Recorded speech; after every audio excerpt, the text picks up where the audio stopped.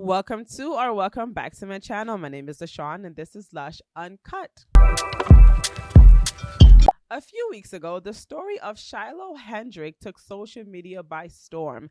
The middle-aged white woman caught a ton of flack on social media when a video of a playground interaction between her and a young child went viral.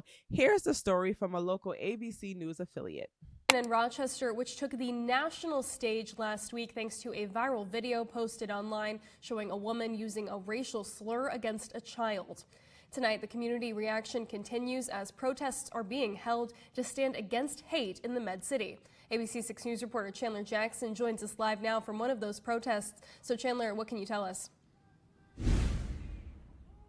Yeah, Rachel, I'm here at the playground at Soldiers Field Park where, as you can see behind me, a couple dozen people have gathered calling for justice and accountability and in support of the families affected by this incident. Now, this is the second protest today that's calling for consequences due to last week's incident. On what would have been a day off, Nicole Fenoyam Hara opened the doors of her business, Griot Arts, to take a stand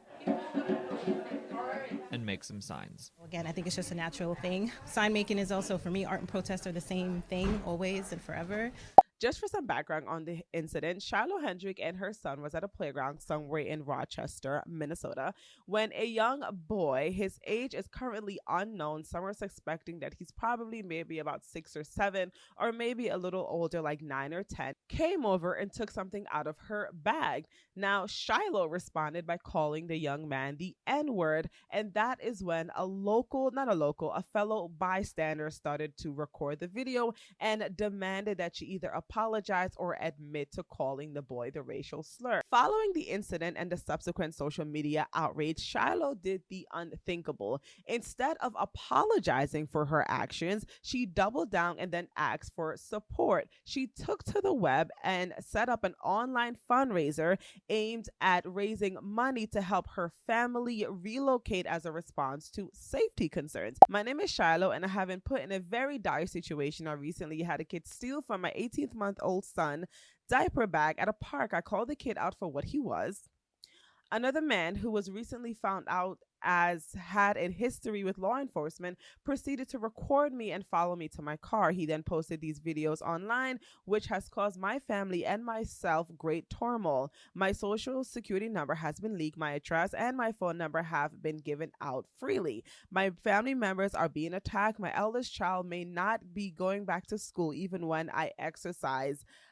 Even where I exercise has been exposed. The fundraiser at this point has raised over $700,000 with the ultimate goal of $1 million. Now, of course, the folks were upset about the fact that Shiloh not only did not apologize, she doubled down, and then she was able to raise over $700,000. Conservatives have been somewhat divided amongst themselves. Some are saying that because of the nature of Shiloh's actions, her behavior is indefensible, and as frightening as it may be, she must face the consequences of her actions. Others are saying that by defining Shiloh's, conservatives are partaking in a destructive race war, being that it seems like some people are supporting Shiloh simply because she is white. Then there are those who disagree with both of those perspectives and said we should support Shiloh because despite her egregious actions, cancel culture has gone too far and we have to fight against the racial double standards displayed by the constant societal canceling of white people following an unfortunate and often misrepresented social offense. The most notable of these conservatives is podcast host and my favorite conservative commentator, Matt Walsh. Here's what he had to say. And this is the part that many conservatives seem to be missing. All they see is that this woman said something bad and is now getting rewarded for it. The whole thing is so unsavory that they can't help but recoil. And yeah, it is unsavory. You wish that Shiloh had said or done something that we could affirmatively defend. That would be much easier. Nobody wants to affirmatively defend cussing out a 5-year-old, even though I don't think the kid's actually 5. But none of that is the point. The point is that the only way to put an end to this routine, the routine where the outrage mob mobilizes and assembles to destroy somebody's life, is to disincentivize the routine. And the only way to disincentivize that behavior is to reward the person who's being targeted. And to add some additional context to this, the internet is still aflame from the almost $500,000 raised on behalf of Carmelo Anthony, the Texas teen accused of the murder of Austin Metcalf.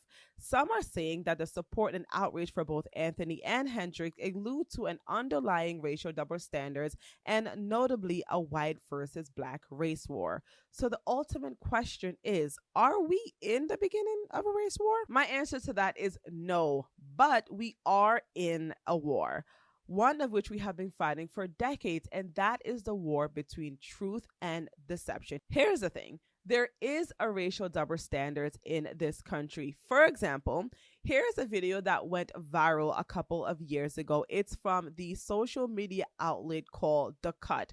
And the name of the video is, "What are white people superior at?" Let's take a look. White people superior at? What exactly are white people superior at? They're real good at violence. Violence. Genocide. It's like stealing people's lives just because they feel like it. If you are white and you know this is happening and you say nothing, then you're a killer too. What exactly are white people superior at? Insecurity. Pretending. Fear. Being fearful of nothing. Being ignorant. Blame. Letting their egos control their every move. Superior at being dicks. Now, at the time, there was mass condemnation for this video. However, the fact that The Cut was able to do something like this really goes to show that racial double standards, because they did it without considering the potential of any backlash. And at the time, and I think that's still the case right now, it is more socially acceptable to criticize white people than black people or any other race in this country. The thing about it is, most people won't argue against the double standards. What they would say is that it is perfectly justifiable to be more critical of white people in this country than black people or any other race. And they would justify this double standards by highlighting things like the different power structures, the past wrongs that are now being quote unquote corrected. And also, some people largely believe that most white people are in fact racist, murderers, prejudiced, and all the things. And this is, of course, thanks to the propaganda that has been thrown on the American public by this, the mainstream media, by Hollywood, by a lot of institutions in this country. So while some people might say, hey, it's not okay for us to have this racial double standards where there is one race that receives large and unrestricted condemnation for past wrongs and present wrongs, some of them that, you know, they're not actually responsible for, while other races, despite their negative contributions to this country and to the society, are to be excused and even justified because of the past wrongs that they have apparently suffered or their ancestors have suffered. This brings me to the original point, which is that we are in a war between truth and deception. And there has been a coordinated propaganda campaign to make white people look bad. Hollywood, of course, has been at the top of that campaign. For example, right? Let's take a look at the movie The Woman King, okay? So this is the Wikipedia explanation of The Woman King. It came out a couple of years ago, maybe a year ago at this point. It's a movie with Viola Davis. I think her name is, I always get this woman's last name wrong. I either say Viola Davis or Viola Douglas. I can never, it's Davis. Okay, so it says here, The Woman King is a 2022 American historical action adventure film about the Agoji, the all-female warrior unit that protected the West African kingdom of Dahomey during the 17th to 19th century. Set in the 1820s, the film stars Viola Davis as a general who trains the next generation of warriors to fight their enemies. Now, if you watch this movie, it basically alludes that this tribe of African female warriors were fighting against slavery. However, if you took 2.5 seconds to actually look into the real historical facts behind the Dahomey tribe and the Agoji warriors, it turns out that they in fact were the ones catching African slaves. This here is from a website that I found on the internet, because where else do you find websites from, right? Called Hollywood versus History, and it gives a more accurate representation of the story behind the story The Woman King. Here is what it says. In answering the question, how accurate is the woman king, we learn that in real life, the Dahomey are much more the villains than the heroes. The kingdom of Dahomey was a bloodthirsty society bent on conquest. It was customary for the Dahomey to return home with the rotting heads and genitals of those they killed in battle. They conquered neighboring African states and took their citizens as slaves, selling many in the Atlantic slave trades in exchange for items like rifles, tobacco, and alcohol. Many of the slaves they sold ended up in America. They also kept some slaves for themselves to work on royal plantation. The business of slavery is what brought Dahomey most of its wealth. For them, it very much came down to either enslave others or become enslaved yourself. Now, granted, this is not really breaking news. Slavery was something that was very custom in most societies and histories. It wasn't just white people that enslaved black people, as you can see here. There were black people that enslaved other black people. But the way Hollywood and mainstream media and the left in this country like to portray it is that black people were always and forever the victims of history, which leads me to my point is that a lot of people have been deceived in the history of this country, in the history of the world in general, for the sole purpose of painting white people as the villains, and always the villains and never the victims in any way, shape, or form. So are we in a race war? No, we are not in a race war. We are in a war between truth and fact, okay? Truth and fact, truth and lies, not truth and fact.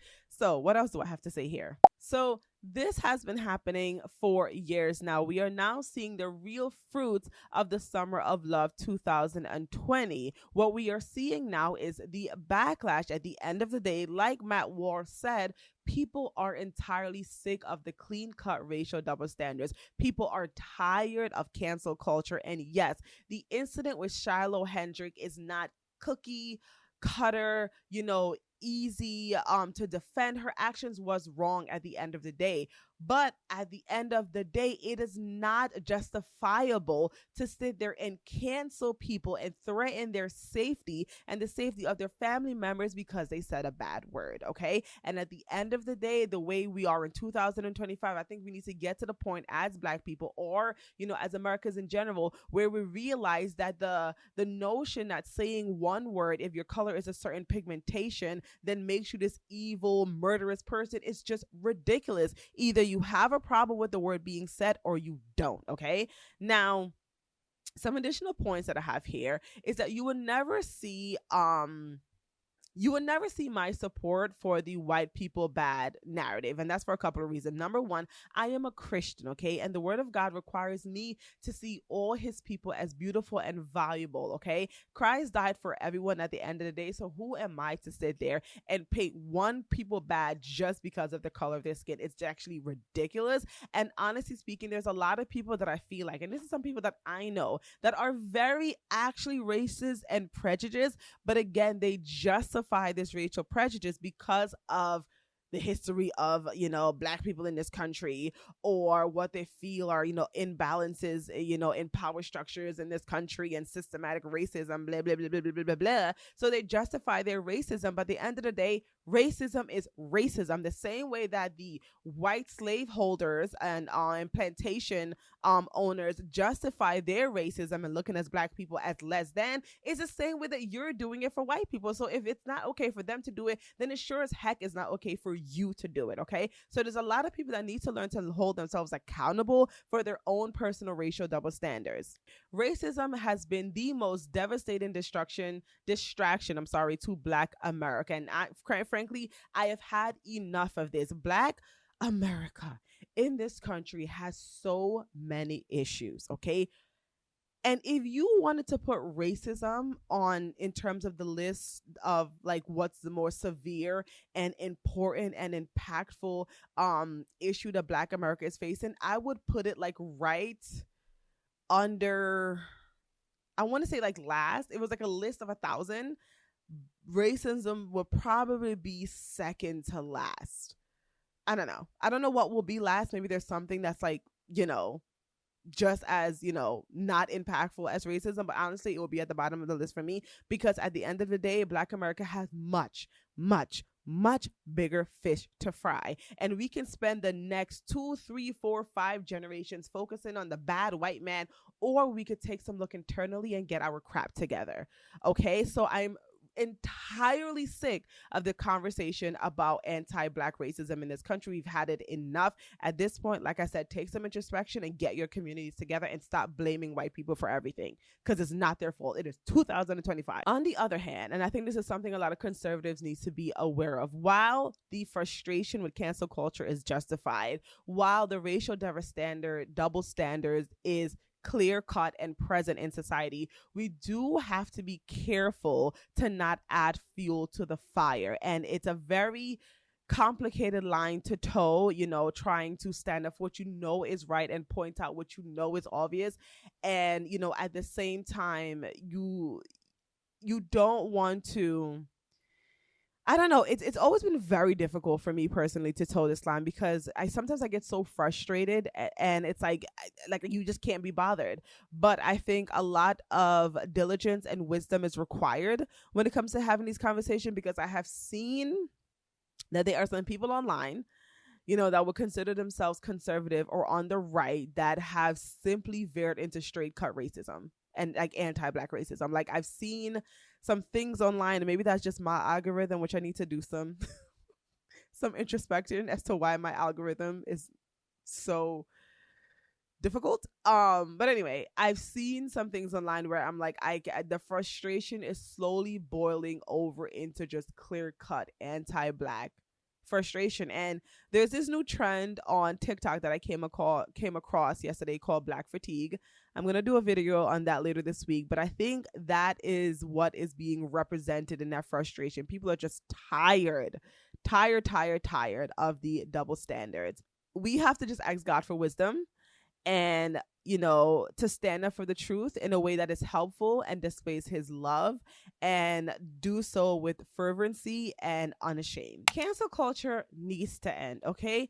This is an uncomfortable example with Shiloh Hendrix, but I do think it's a net benefit, because we really do need to get to the point as a society where, yes, you can reprimand someone for their social infractions, but threatening their lives and the lives of their friends and family is just unacceptable. We cannot live in a culture where that is the go-to reaction that we have when someone says or does something that we do not like. Okay, so that's really all I have to say about that. I felt like this video was a little all over the place. I felt like I was going 1,000 miles an hour, and I do apologize, but I do hope that my points came across clearly and concisely.